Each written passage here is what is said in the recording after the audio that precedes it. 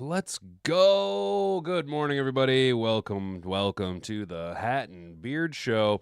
It is Wednesday, April 23rd, 2025. That means that we are one day away from the 2025 NFL Draft. One of the most exciting times to be a football fan, especially because it falls, right in that springtime. And up until recently, we haven't had that sweet, satisfying spring ball to curb our desire for football. So the draft and the draft process has always been kind of a refuge for people like me and probably people like you. And we're very excited about it. We've been big high guys on the draft. Oh, since back in the day when NFL Network started covering the combine, and that was when I started to fall in love with the draft process, and it's one of the more enjoyable parts of our off-season. Just so you guys are aware, just a subtle reminder that tomorrow we will be doing a very special bonus episode of the Hat and Beard Show. We will be live from 5 p.m. to 7 p.m. Thursday, 4/24, leading up to the draft. Everything from mock drafts to as much news as we can get our dirty little dick beaters on. We're going to be rooting around like some rats in the dumpster trying to find any type of breaking news, anything that can kind of tip the scales so that we can kind of start to predict, project, and understand whom and where individuals are going to fall. And we're going to be trying to see how much of it is smoke and how much of it is, if there's actually fire behind that smoke. I think last year when the Denver Broncos were able to force teams to make decisions, they definitely just baited everybody into their idea of who they wanted at quarterback, and they were able to sit back and wait for Bo Nix to come right to them. And, maybe the Saints are doing the same thing this year with the Derek Carr news and the AC joint. Maybe the Lions are doing that with Jameson Williams. We'll talk about Jamo here right off the rip here. It's pretty much all we're going to talk about today. The Giants seem to have a bunch of guys that they're willing to wheel and deal. Jalen Ramsey, a big name that has popped up a couple of times as a draft day trade. And over the course of the draft weekend, depending on how the quarterback situation shakes out for some teams, don't be surprised if our own Hendon Hooker ends up getting the old wheel and deal of Brad Holmes, getting shipped on and sent off to some other organization hungry for a quarterback because he hasn't really worked out here for the Detroit Lions. The Kyle Allen signing, the Teddy Bridgewater signing prior to the playoff run. Little indicators of what the Lions are probably doing and the future plans for one Hendon Hooker. Tomorrow will be a very exciting day, very exciting time. I'm going to try and tackle some yard work early on so that we can be fresh for you guys. Have a little happy hour, a little 5 to 7 p.m. Pre-draft coverage. Please stop by, hang out, and if you're worried about missing it, or if you're, hey, Hat, how do I know when you're live for that extra special Thursday show, pre-draft coverage, 5 to 7 p.m.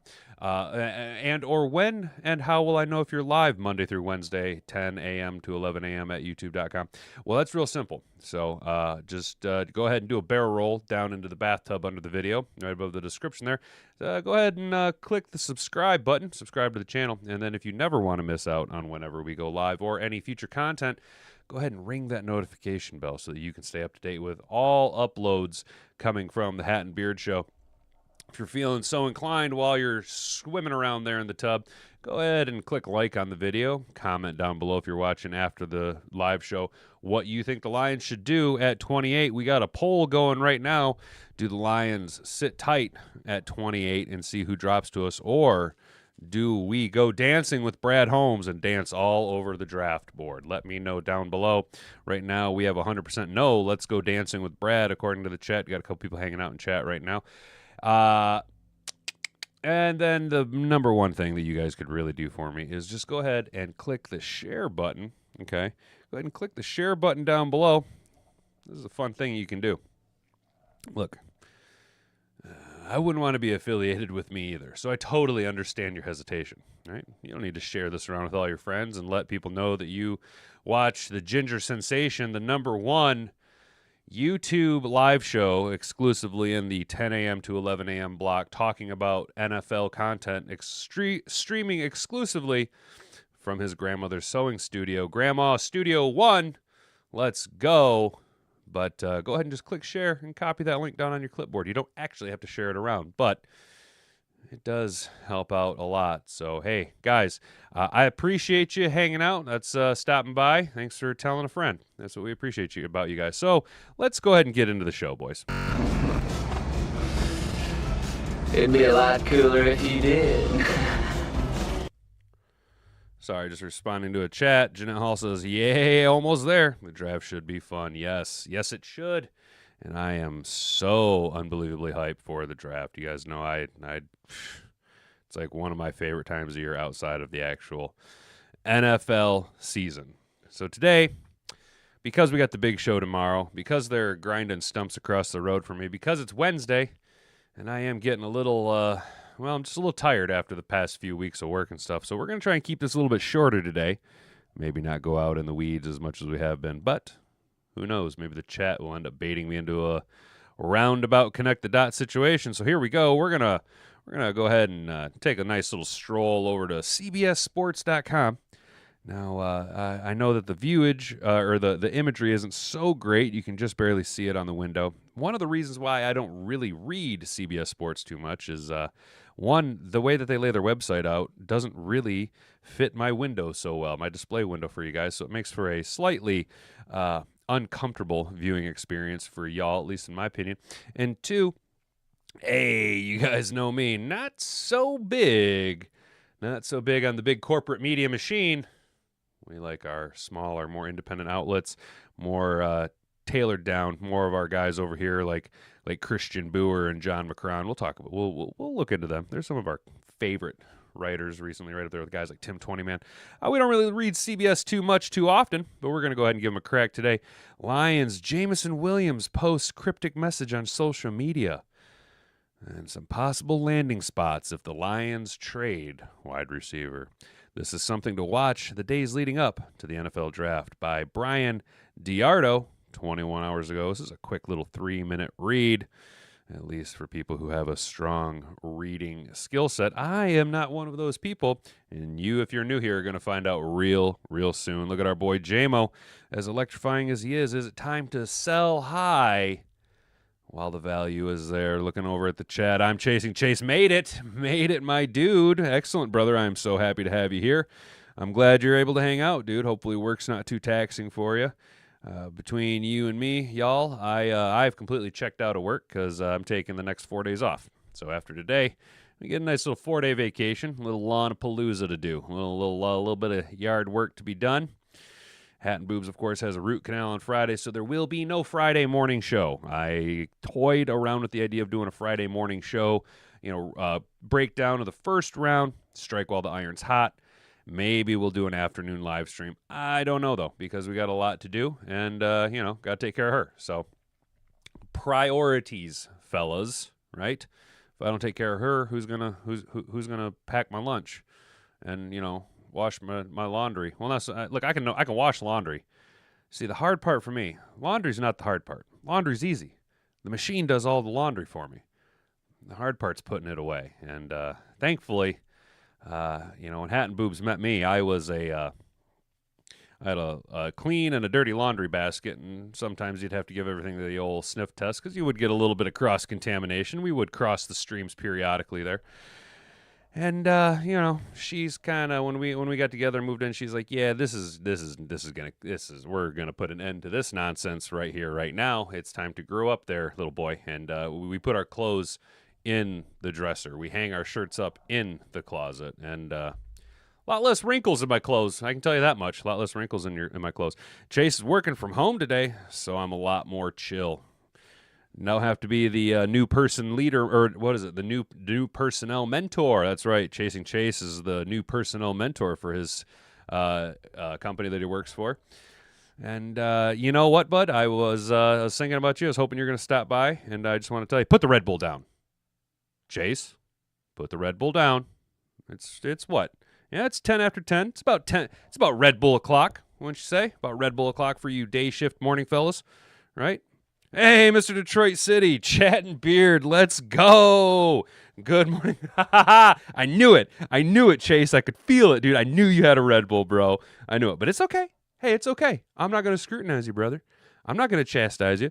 I will encourage you to put the Red Bull down. But you know what? We all get to the destination when we get to the destination. You just know I'm here to support you. Let's go, Lions. Let's go, you, Mr. Detroit City. Yes, we got everybody here. We're rocking and rolling. We're hanging out. We are partying. Look at our boy Jamo. That's looking to see. I'm a Skittle C4 deep already. Oh, okay. So I work with some guys. They like those C4s, dude. So I used to drink a lot of energy drinks back in the day, back when I was a young buck in my early 20s. I used to work overnights for this company. They're no longer around. I can name them. So I used to work for the Demer Corporation back in the day, working overnights, TIG welding stainless steel Cadillac CTS and SRX window frames together at a giant steel turntable, TIG welding on my feet all day, fucked my hips all up. But I was not used to working overnights, so for about 3 months there, I had a strict diet of this shows you how old I am. You guys remember. Chase, I know you'll remember this. Mr. Detroit City, not exactly sure how old you are, kind of guessing that we're around the same age group. Do you guys remember the Monster BFC, the big fucking cans? Yeah, let's see if we can look this up. Monster BFC. Yeah, here we go. All right, here we go. Look at it, Chad. Red Bull is the only one I can drink that isn't overly sweet. I'm down to one a day. Right on, dude. I've been some since my restaurant management days. Gotta love caffeine. Caffeine is caffeine's a hell of a drug, man. It's a hell of a drug. 1 12-ounce can, so not the big ones either. So progress. Good for you, dude. Hey, not only is it awesome that you're down to 1 can a day, but just a little 12-ounce, boys. And I feel you on the Red Bull. I drank a lot of Red Bull back when I was drinking 151, because if you put Red Bull with 151, you don't taste the 151. I'm chasing Chase. 30. Okay, Mr. Detroit City. Yes, so you're right. I'm 37. I'm not exactly sure when Chase's birthday is, but considering we graduated together, I'm pretty sure he's around my age. So we're all in the same demographic. So you guys remember these BFCs? Yeah, caffeine. Yeah. Yes, I do. Those things are a war crime. Yeah, dude. Yes, these BFCs were a war crime. Yeah, so I was drinking 2 of these a night, as well as 2 5-hour energies on top of it. Yeah, I was pounding these sons of bitches, dude. I was pounding these fuckers, and they fucked me up. But I remember drinking them like when Monster first came out, dude. I was like, these things are so good. They tasted like I said they tasted like liquid Smarties. You know what I'm saying? You guys remember Smarties? 37 in June. Okay, Chase, so you're 37. See, I turned 37 like 3 weeks ago. You know what I'm saying? So right on, dude. We're the same window, same time frame. We're all in the same age group. We're all a bunch of aging out millennials. You know what I'm saying? Mr. Detroit City coming in a little younger, but I'm not mad about that. Actually, Mr. Detroit City, speaking of 33-year-olds, to get off topic again here, boys, I did work with a new guy yesterday. He's also 33 years old, and I was wrong. He's actually pretty chill, so that's not too bad. But yeah, those BFCs, man, they tore my guts up, bro. Man, oh man. But yeah, them C4s, dude, a bunch of guys that I work with, they drink them C4s. And some people be drinking them Celsiuses. Holy shit. I seen someone breaking down the science and how the chemicals in in Celsius work. They basically spike your adrenaline while also like blocking certain receptors so that it like really spikes your adrenaline, and it's not so much the caffeine. You're just like firing on adrenaline. And I'm not really down with that. That sounds wild as hell. Personally, you guys, never been a big fan of the uppers. Don't really like. I like to kind of chill out. Not a big fan of the uppers, but man, them Red Bulls, I feel you on they're not as sweet. Everything else seems to be way more sweet. Red Bull really cuts through the bullshit. You know what I'm saying? I tried them and I didn't like how they made me feel. The Celsiuses, yeah, dude, because it's liquid speed. That's why you didn't like the way it made you feel, because it's liquid speed, man. See now, One day, someday soon, you guys will come to realize that the superior form of caffeine ingestment is straight black coffee, boys. Cold or hot. Give me that straight black coffee. Not sweet. Cuts through the bullshit. Gives me that energy I need. And 0 calories. Let's go. All right, boys. These days leading up to the draft may as well be titled Smokescreen Season. What with all the reports coming out that may or not be true, each NFL team's draft plans. But when it comes to the Detroit Lions and wideout Jamo, it appears there may be something to the rumblings about a possible breakup between the two parties. Oh, you wish you could drink that one day. Coffee. Not a coffee drinker, are we? That's okay, man. That's okay. Some people aren't coffee drinkers, bro.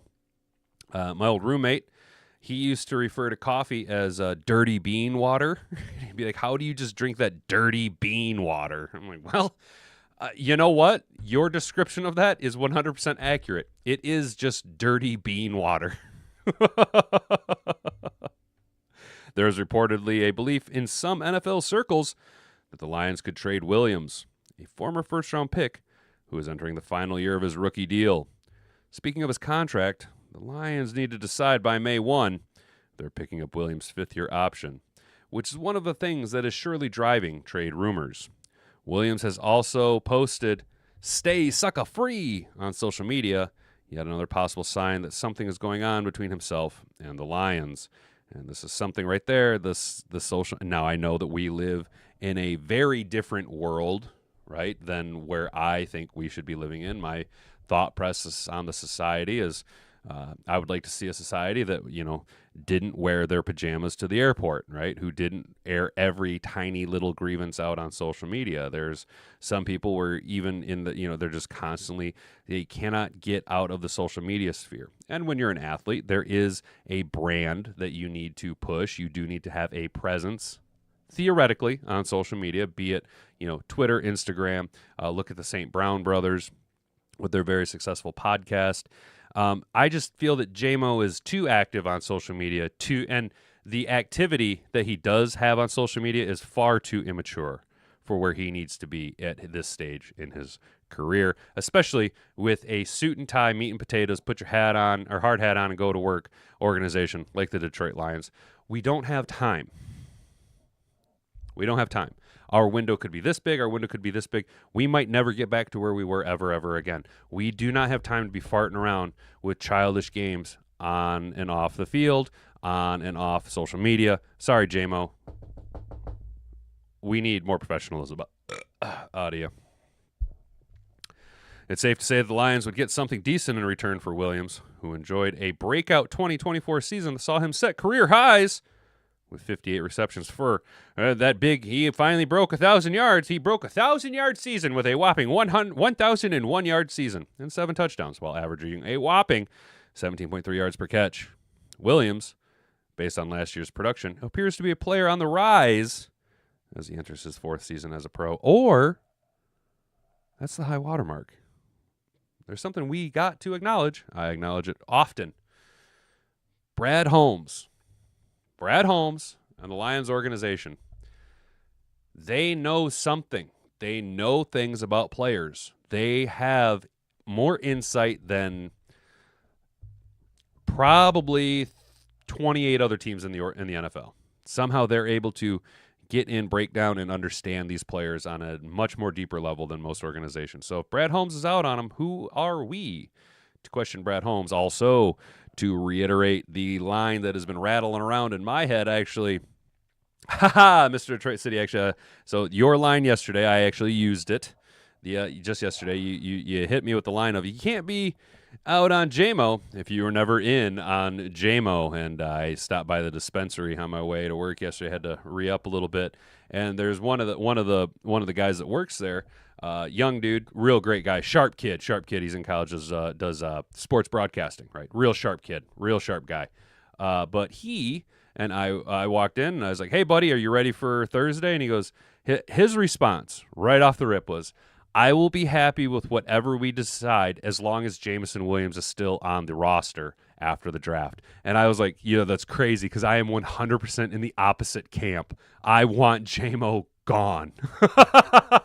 So just that right there. And then I hit him with the I can't ever be out on Jamo if I was never in on Jamo. I got to be honest, I think I feigned a lot of excitement for Jameson Williams because of the explosiveness and the shot in the ass that we needed at the time for an organization. Yeah, Amon-Ra was on the ascension, but we still needed that big dynamic playmaker on the opposite end of it. And Jamo does possess that.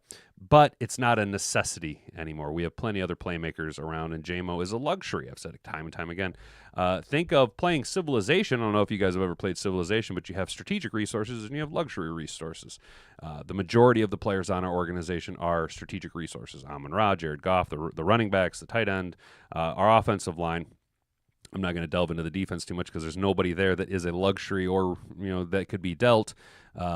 Maybe DJ Reader, but I'm not really willing to part with him considering the question marks at the interior defensive line. So when it comes down to it, and you're looking at our entire roster, one luxury really jumps out, and if you can sell that luxury at a premium, might as well. And I'm sorry, but that luxury's name is Jameson Williams. Right? Get what you can for him. Jamo's going to be doing DoorDash soon. Bye, Felicia. Yeah, unfortunately, it's kind of the route that I would see Jamo going. I think there is a greater percentage route that Jamo flames out after he. I think what you're seeing is that the Lions organization is able to hold the tide back, no pun intended because he played at Alabama, but hold the tide back of Jameson Williams coming fully unbridled in his immaturity outside of football. And if you see him go to an organization, like I've said, I'd like to see him go to Dallas because we can theoretically leverage him in our 28th pick to move up 12, get whoever we want. And also, Dallas likes them diva wide receivers. Give him 2 years in Dallas, and like you say, Jamo will be door dashing soon. There will be, then he will get pulled over with guns and arrested. Boom. Yeah, that's the other thing. Now, technically, he didn't.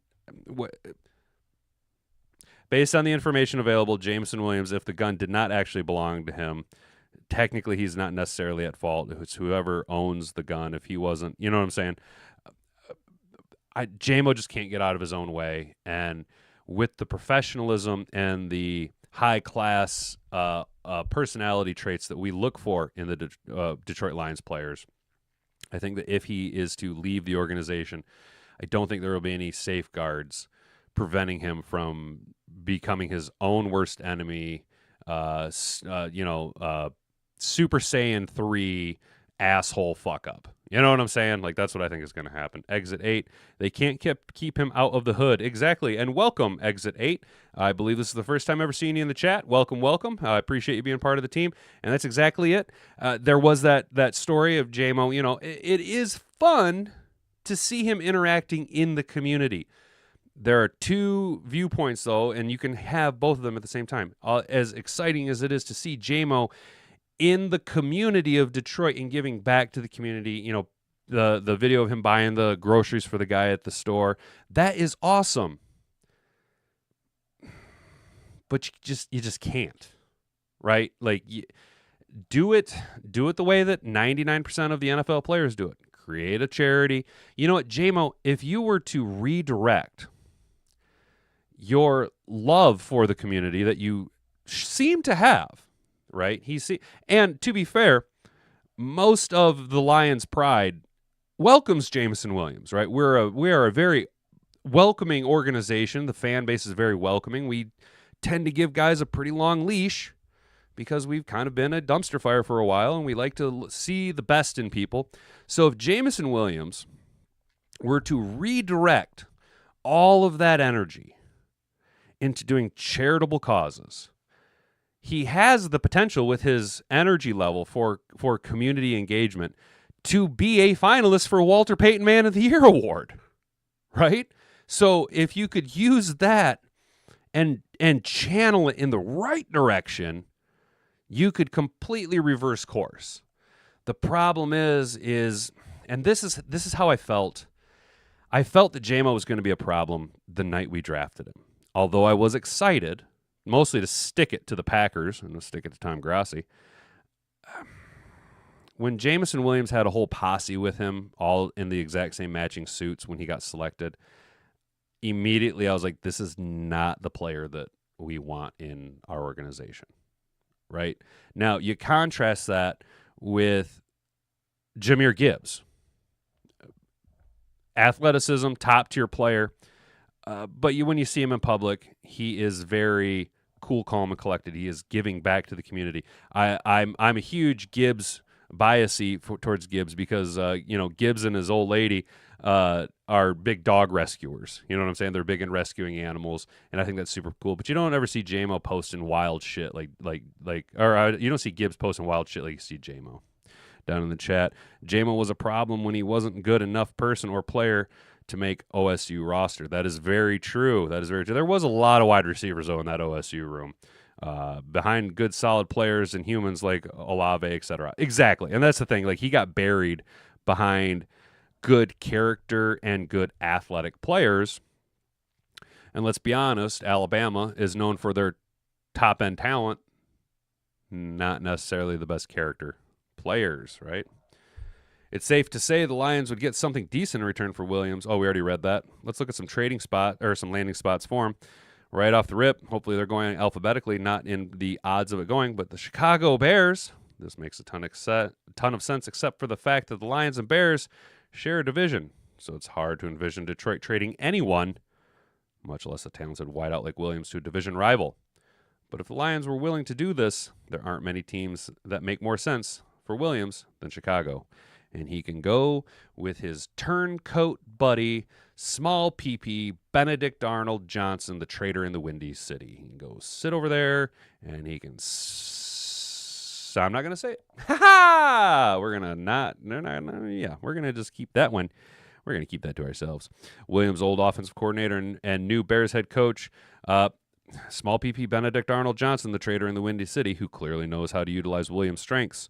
The Bears did make some additions to the receivers via free agency, most notably signing former Commander slot receiver Olamide Zaccheaus, but could use more reinforcements in an effort to bring out the best in second-year quarterback Caleb Williams. Another hot name, and this is an organizational fit that I could see happening, both from an organizational fit, a need. And you'd like to think that if you paired him with a guy like Pete Holmes, yeah, Pete Holmes, the head coach of the Las Vegas Raiders, Pete Carroll, Pete Holmes, oh my God, Pete Holmes, funny motherfucker, you guys should check him out. But you'd think that old school mentality of Pete Carroll might be able to harness Jamo, but we do know that even in his college years as a coach, Pete Carroll kind of lets his players do whatever, you know what I'm saying? But the Raiders need a receiver, so adding Williams would make a lot of sense for Pete Carroll's team. Williams would be another new weapon for the Raiders offense that traded for QB Geno Smith this offseason and is also expected to add Ashton Jeanty with the number 6 overall pick in the draft. Possibly. I just this morning was seeing a lot of rumors flying around. Ooh, the rumor mill is going wild, where apparently the Jags are very interested in trading out. They are one of the teams that is hot and heavy, being very open about trading out of the number 5 spot, allocating more picks. So if the Raiders get jumped by an organization like the Bears, but the Bears don't really have a lot of draft capital, you'd see Jeanty going before the Raiders. Las Vegas has more work to do as far as building their offense, but adding Jamo and Jeanty over the next week would certainly be a good start. That would be a huge shot in the ass for Raiders fans, right? I'd love to see how Tub Frog would respond to that. Another YouTube content creator, you guys should check him out, covers NFL content. That would be a massive... the hype around the Raiders, if they were to bring in Jamo and then be able to draft Ashton Jeanty, there would be a lot of hype right off the rip. Those are two massive additions on paper to an organization that needs it. Do I think that bodes well for Jamo to go to the Raiders? Absolutely not, because I've said it before. I see a lot of personality traits in Jamo, the same that were in Henry Ruggs, and we sadly know how that story ended. Another organization that I've been really focusing on, we talked about them earlier, and that's the Dallas Cowboys. A lot of mocks have the Cowboys using the number 1 overall pick to select Texas wide receiver Matthew Golden. But if they are about to acquire Williams, Dallas could instead use their pick to address their either cornerback or offensive line, two other positions that need help. On paper, Williams would be a nice complement to CeeDee Lamb, similar to how he complemented all-pro wide receiver Amon-Ra St. Brown in 24. The New Orleans Saints, another receiver-needy team that has been linked to drafting receivers in the first round in numerous mock drafts, similar to the Cowboys. Adding Williams would give New Orleans the luxury to select a player at a different position in the first round. For the Saints, that player could be quarterback Shedeur Sanders if he were to fall to them with the 9th overall pick. However, again, lots of rumors, lots of rumblings about Shedeur Sanders sliding. The mock draft we looked at yesterday is not the only mock draft I've seen this, but it is starting to emerge that Shedeur Sanders is sliding out of the first round. Apparently there is a lot more hype because it has to deal with arm strength, one of the weirder aspects of the NFL to kind of move around value considering the cerebral nature of the quarterback spot. But because of the raw talent, the moldability of Jackson Dart, it sounds like the Saints might have Dart ranked higher than Shedeur Sanders. So you'd think the only team that really needs a quarterback post the Saints would be the Steelers at 21. And most people are saying that Jalen Milroe is Mike Tomlin's guy. So don't be surprised if Shedeur slides out of the first round entirely. Now another team could get real trigger happy, and if Shedeur is there at 28 and they want to be dancing partners with Brad Holmes and sell the farm away to go get your guy, and we get a plethora of picks, bet. The Cardinals, last team they got on the list here, Marvin Harrison Jr. had a solid rookie season. But it's safe to say that his production last year was hampered by the fact that he didn't have much help around him in the passing game, sans tight end Trey McBride.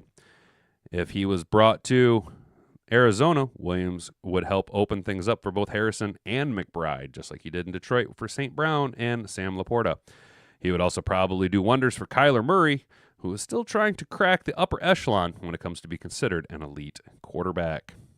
Some teams to land for: the Cardinals, Saints. The Cowboys and the Raiders make a lot of sense because the Saints, you run into, like Mr. Detroit City mentioned earlier, he's good. He's behind good, solid players and humans like Chris Olave, right? When he was in Ohio State, he got buried by guys like Olave. Oh, and who do the Saints have on roster? A guy by the name of Chris Olave.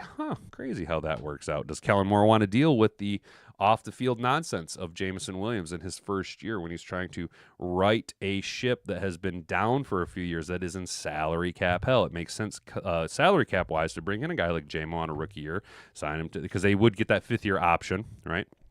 I do think Dallas is a good dancing partner, though. And historically, the Lions and Cowboys have had deals worked out between them, over the years. Unfortunately, it's an organization that we don't like so much. I do think the Raiders make a solid that the story of bringing in Jamo and Genty to just give a nice shot in the ass to Oakland, to Las Vegas, makes a lot of sense. And I hate the idea of him going to Chicago because I fucking hate the Bears, dude.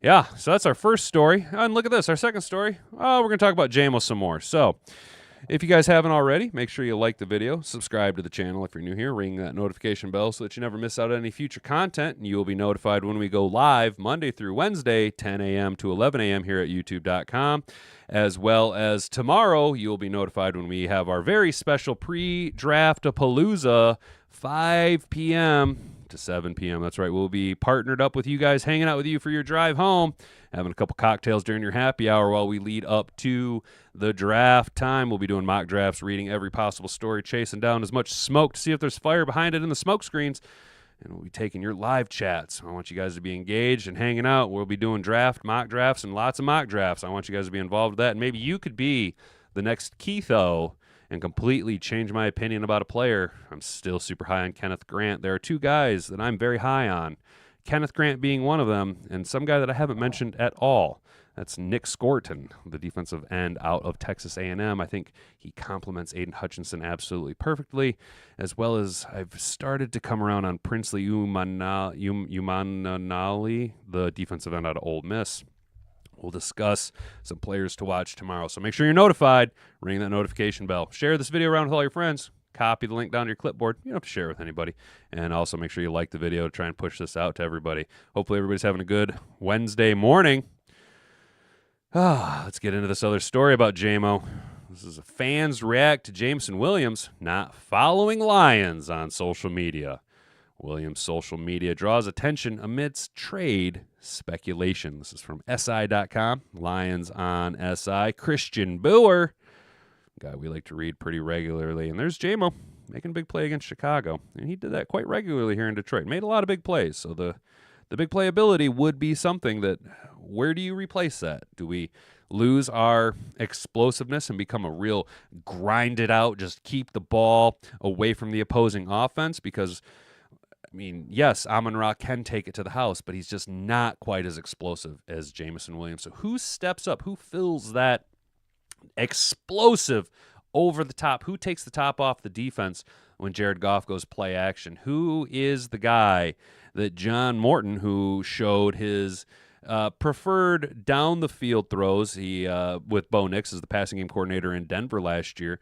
Bo Nix was second in the NFL in downfield pass attempts over 20 yards. So we know that John Morton will probably bring a more down the field approach, and we know that Jared Goff is one of the more elite play action pass quarterbacks, especially when you pair him with two top end running backs in that mammoth wall of an offensive line. So the question then is, who is our deep threat? Because if Jamo leaves, that then leaves us on roster, at least, our top two wide receiving threats. Obviously, Amon-Ra St. Brown, one of the top three wide receivers in the NFL, but then Fireball Tim Patrick. And I myself love Fireball Tim Patrick. Big fan of Fireball Tim Patrick. Love everything he does, but he's not down the field Jameson Williams. He's moved the chains, bigger bodied Josh Reynolds from years past, right? The speculation of Detroit Lions wide receiver Jameson Williams potentially being on the trade block continues to intensify ahead of the NFL draft. Sorry, fellas, allergy season. After a report circulated Monday that some around the league believe that Williams could in fact be traded, it was discovered that wide receiver does not follow the team on Instagram. Ooh, you're not in my MySpace top 8 friends. Vague booking. I'm going to vague book. I'm going to subtweet you. Woohoo! This is a fucking age of social media, dude. Yet here I am making content about it, so I can't bitch too hard. I'm here to farm the slop, fellas. We are farming the slop. Call me a slop farmer, and I am here to farm, baby. Let's go. FarmersOnly.com. That's right. I'm looking to plow. In some cases, a player unfollowing their team could be the precursor to a trade request or a sign they are unhappy in their current situation. However, when this was uncovered, fans began to speculate whether Williams had ever followed the team to begin with, and some dismissed the notion that this was the cause for concern regarding his future with the team.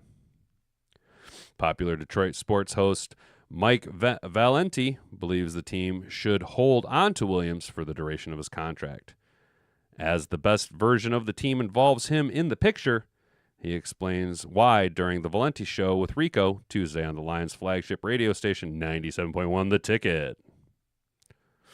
Quote, I don't see a way that you trade Jamo and you're better this year. I am all in to win the Super Bowl.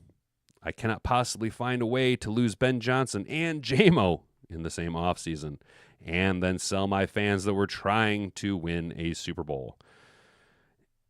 No, I don't think he's looking at it right, man. I don't think he's looking at that from the right viewpoint. I don't think the Lions fandom, I think we're more realistic people than Homeboy here is willing to give us credit for. I honestly think that the majority of the Lions fandom will be able to understand why when we talk about, I mean, I think I've done a pretty good job of selling you guys. I don't need to reiterate everything. You sell while high. He's not a good fit for the organization. He is more of a liability off the field than he is an asset on the field at this point. That fifth-year option on that rookie scale contract with a over 1,000-yard season, 1,001 yards, Williams is eligible to have the fifth-year option exercised for a new contract this offseason. He has 1 year of team control remaining currently, but the Lions can add a second year by picking up his option. His fifth-year option is expected to cost $15.493 million for the 2026 season, which is a value that's half of what you're paying Amon-Ra. There is value to Jameson Williams staying with the Detroit Lions. Salary cap reasons why. Athleticism why. The question is, can he clean it up off the field? Can he correct it off the field? Can he mature in a very short time frame to justify keeping the liability that is Jameson Williams on the organization? Can he outproduce his liability? Can he correct some off the field things? Can he be a force for good, or will he be a force for bad? Excuse me, I got the burps this morning, boys, just like every morning. The Alabama product had a breakout season for the Lions in 2023, surpassing 1,000 receiving yards. Yes, that's right, with 1,001. However, with one receiver already on a hefty contract and all-pro Amon-Ra St. Brown, General Manager Brad Holmes admitted that it would be challenging to pay a second during his media availability at the annual NFL meetings. It's a lot of money to sink into wide receivers. Cincinnati Bengals kind of going to be our test subject in the next couple of years. As a result, Williams' future with the team has been pointed out a point of interest ahead of the 2025 NFL Draft. Here's a sample of online reactions to the fans that the news of Williams is not following the Lions on Instagram. Justin Detroit Lions wide receiver Jameson Williams is not following the team on Instagram. Big Jamo following Lions. No users found. Yeah, speculation. Oh boy, here we go. He never followed them. When Jameson Williams is cooking the league like a well-done steak next season, I'll be able to look back and laugh. But right now, this blatant attempt to drive a wedge between player and team and rile up the fans is maddening. And that could be a whole that. As far as we know, this could all be a big nothing burger cooked up by the media. You know what I'm saying? This just could be. You can only talk about draft prospects so much. You need to spice up the storylines a little bit. And I agree with you, Jeanette Hall down in the chat. He is just too immature. I am there with you. I'm out on Jamo. Never was really in on Jamo. He's just too immature. But he is very athletic. He is very dynamic. I can see why teams are interested in him. And I could see why Brad Holmes might be hesitant to trade him. You know what I'm saying? But Brad Holmes is a smart guy. Brad Holmes knows more than all of us, right? So, but yeah, this could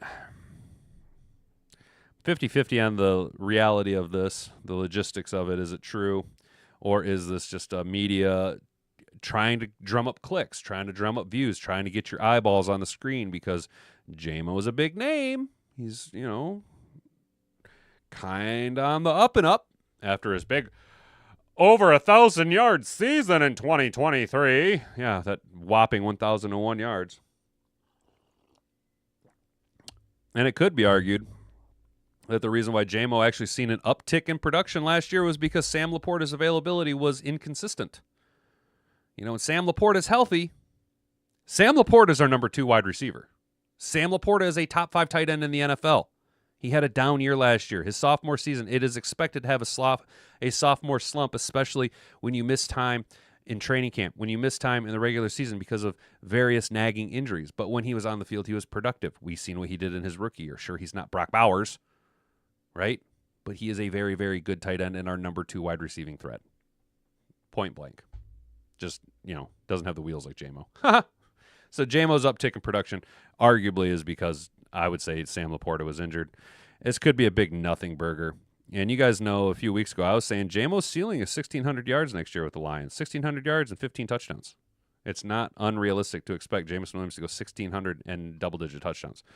I expect Amon-Ra to have 1,400 yards and pushing 17 to 20 touchdowns because I think our offense is going to be dynamite this upcoming season. I really do. I think that when you put it all together, the season that we were able to have last year, despite all of the injuries, the player that I am expecting to play like a man possessed in Aiden Hutchinson leading the defense. Our defense is going to be top flight. Calvin Shepard's going to fix everything that we need to have fixed. Our secondary is going to clean everything up. Our offense is going to be less fiddlesticks and fuck around like Ben Johnson did and more put points on the board. Go out there and beat the shit out of the opponent. Healthy offensive line, a healthy David Montgomery, healthy Sam Laporta. Our offense is going to be very, very hard to stop with or without Jamo next year. With Jamo makes a little bit more of a fun path. Without Jamo leads a little bit more of a question mark path. If the Lions were to trade Jamo to, say, the Cowboys, and that fantasy I have of us going from 28 to 12, unloading Jamo, getting that 12th pick and maybe a later round pick, we're going after Golden, right? We're going after Matthew Golden. A lot of news broke last week about how the Detroit Lions brought Matthew Golden in for a sit-down interview, and he has all of the assets that Jamo has with none of the immature bullshit stuff off the field, at least right now. And all of that is subject to change. I mean, look, I can't sit here and tell you that when I was in my early 20s, and if I were to be given generational wealth-changing money, millions and millions of dollars, that my mind wouldn't fucking have been broken. You know what I'm saying? I can't sit here and tell you that, right? And everything is subject to change once that check comes in. Once that money hits that bank account, your personality is subject to change. You know what I'm saying? So with Matthew Golden and Jamo, if we're going to do a one-to-one comparison, it comes down to do you go with the devil you know or the devil you don't know? What are you going to do? I don't know what I would do. Dollars-wise, I'm going with the devil I don't know. I know what I'm getting out of Jamo. I've had 3 years now to try and fix it. Can't really seem to fix it. Maybe it's time both parties just separate and go their different ways. So, well, that's going to be it for today, guys. We're going to cut it a few minutes short. We did talk about Jamo, and more Jamo. Some possible landing spots for him. The Bears, who we do not want him to go to Chicago because then you got two turncoats in Jameson Williams, and I'd have to come up with a nickname for him. Trading over to Jamo over to the Bears would be Trader Mo. And then, of course, you'd pair him with the small PP Benedict Arnold Johnson, the trader in the Windy City. I do think Oakland is a solid landing spot for Jameson Williams. I think he fits what they need. He's a shot in the arm, and especially if they're able to grab Genty, walk away from draft weekend with Ashton Genty and Jameson Williams, that is a massive uptick on paper for the Las Vegas Raiders. I've been very high on the Cowboys taking Jameson Williams off of our hands simply because start the clock when Jamo goes. If Jamo were to go to Dallas, start the clock on when he registers a vehicle to drive for Uber Eats. And the New Orleans Saints, mostly a desperation play there. I like the idea of him getting buried by Chris Olave, though. That is an interesting dynamic that we didn't really look at. And then the Arizona Cardinals, again, a necessity pick, but he wouldn't be the guy there. You know, if he goes to the Saints, he's the guy. But if he goes anywhere else, he's not really the guy. I'm chasing Chase. Good show. I had zero wrestling talk this time. Ha! Yes, dude. Yes, we did have zero wrestling talk though. But this morning while I was eating breakfast, I actually was thinking about wrestling, and I was like, dude. So when we were growing up, wasn't it like the WWF and the WCW was kind of like the AEW? Wasn't what not McMahon, but what Triple H runs now, wasn't that called like the WWF back in the day, I feel like? And then there was that split and the WCW started. Yeah, okay, so it was the WWF. All right. And then the WCW, now this is back when I really wasn't following wrestling at all. Like, I used to follow wrestling back in the day when there was, like, WWF and WCW. And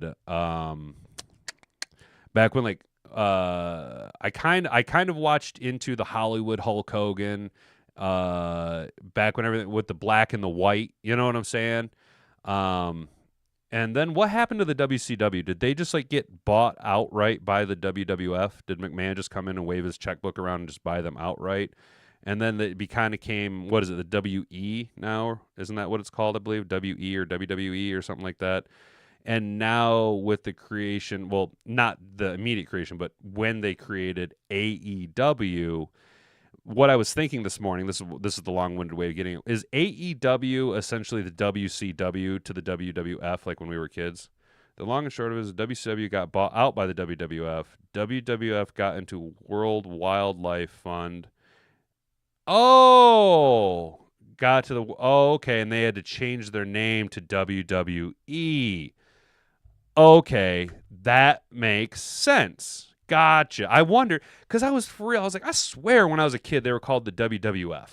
You know what I mean? Like, I was like, I swear they were called the WWF. And I was like, I don't think they're called that anymore. So they're the WWE. Oh, they got sued by the World Wildlife Fund. And that kind of makes sense. I mean, I'm sure that the World Wildlife Fund was there probably before the WWF. So that is kind of their trademark thing. Gotcha. And correct me if I'm wrong. We'll end on this note. Isn't Triple H the chairman of the WWF now, or the WWE? Doesn't Triple H call all the shots? And in that vein, I, as a non-wrestling fan, feel that the product has been better with Triple H running the show. Am I wrong?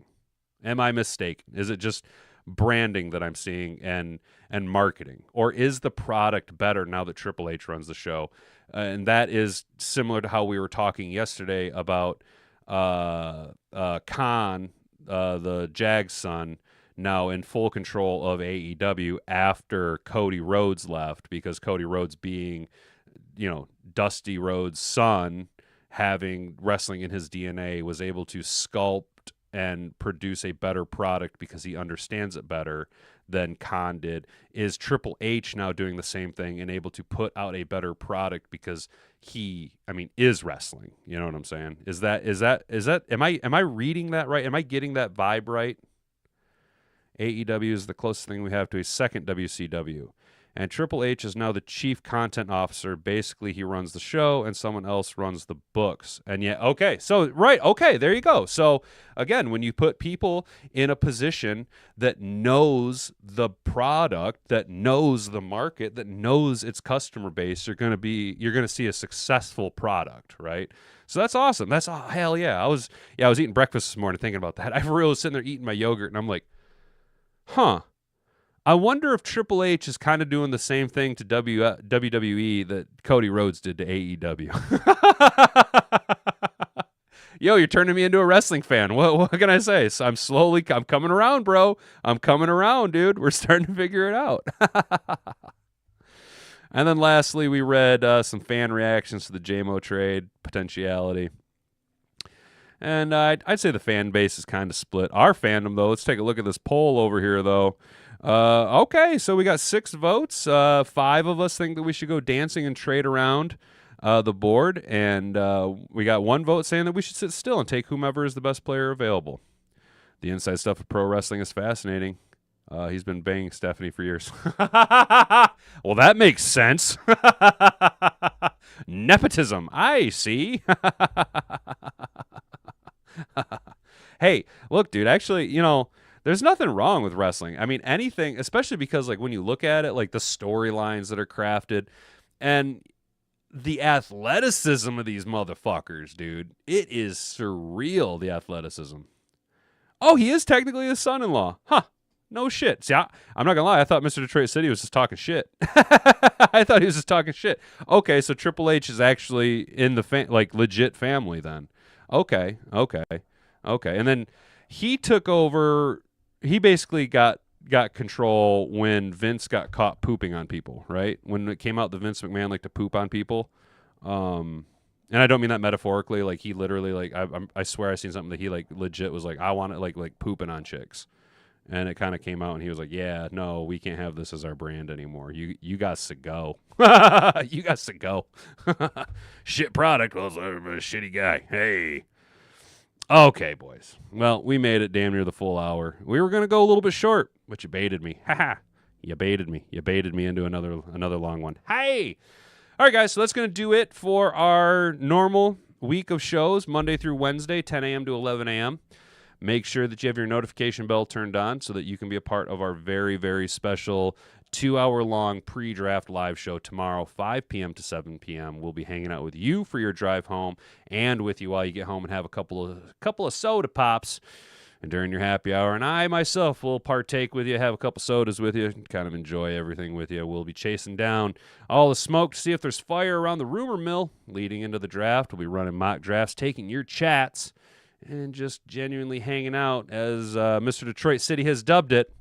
It'll be a little bit more of a chat and beard episode than a hat and beard episode, but we'll be hanging out and doing everything we can leading up to the draft. And boy, oh boy, tomorrow, fellas, one of the most exciting times